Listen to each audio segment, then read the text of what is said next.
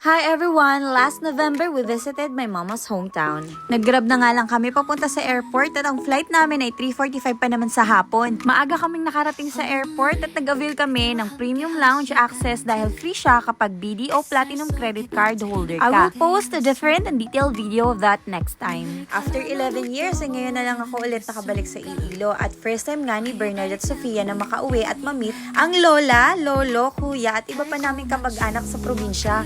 Pagdating nga sa Iloilo ay napaka-cute na pamangkin ng sumundo sa amin.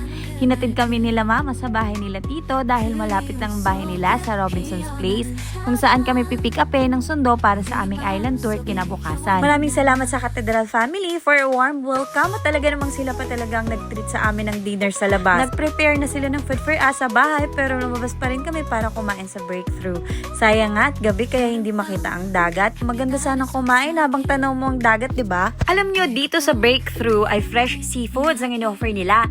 Kitang-kita mo yung buhay yung mga isda, crabs, lobsters at marami pang iba. Hindi ka mauboboring magantay sa pagkain kasi mawawili ka sa mga isda. Tuwang-tuwa nga kami habang pinapanood sila. Pagkatapos nga ng dinner, umuwi naman na sila mama sa Badyangan kung saan nakatira sila lola at lolo. Kami naman ay kinabukasan pa ng gabi nakauwi dahil bumisita kami sa Gigantes Island kinabukasan. Thursday na ng umaga na meet ni Sia at Bernard sila lolo at lola. Alam nyo ba na sila lolo at lola ay nasa 80 plus na? Si Lolo nga 87 na pero tignan nyo, ang lakas pa niya. Nakakatuwa nga panoorin silang kumanta at sumayaw ni Lola. Nakakaaliw nga din makipag-usap sa kanila. Tapos dumating din pala yung pinsan ni Sofia na si Iman kaya naglaro sila kahit saglit lang. Mabuti na lang talaga at natuloy kami sa bakasyon namin to kasi gusto kong experience ng asawa at anak ko ang province life kahit saglit lang. Noong bata pa kasi ako, umuwi kami dito at until now, bit-bit ko yung memories. Kasama yung mga pinsan ko na naglalakad kami sa Pilapil, naliligo sa balon, tapos masayang fiesta. Tapos pumunta kami dito sa bukid para makita yung palayan nila nanay, tapos mabisita din yung kubo nila.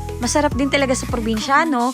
Kasi bukod sa sariwang hangin, mamimitas ka na lang ng gulay at prutas, may pangkain ka na sa araw-araw. Tulad dito, namitas kami ng mga suha, nagkandalaglagan na nga, ang mahal pa naman ito sa Maynila. Ito pala yung palayan nila nanay, kaunting lakad na lang at makakarating na kami sa kubo. Tapos dun kami magsasnack at magpapahinga ng kaunti dahil aalis ulit kami para mag-lunch sa bahay ng isa naming kamag-anak. Nakita ko namang nag-enjoy talaga ang asawa ko kahit mahabang lakaran ng aming ginawa. Pagkatapos tumambay ay yun at nakakapagod na lakaran na naman paakyat. Okay lang kasi masaya naman. Kinagabihan nga ay namit na naman ni Bernard ang kuya ko at mga pinsan ko at nagkayayaan silang mag-inuman.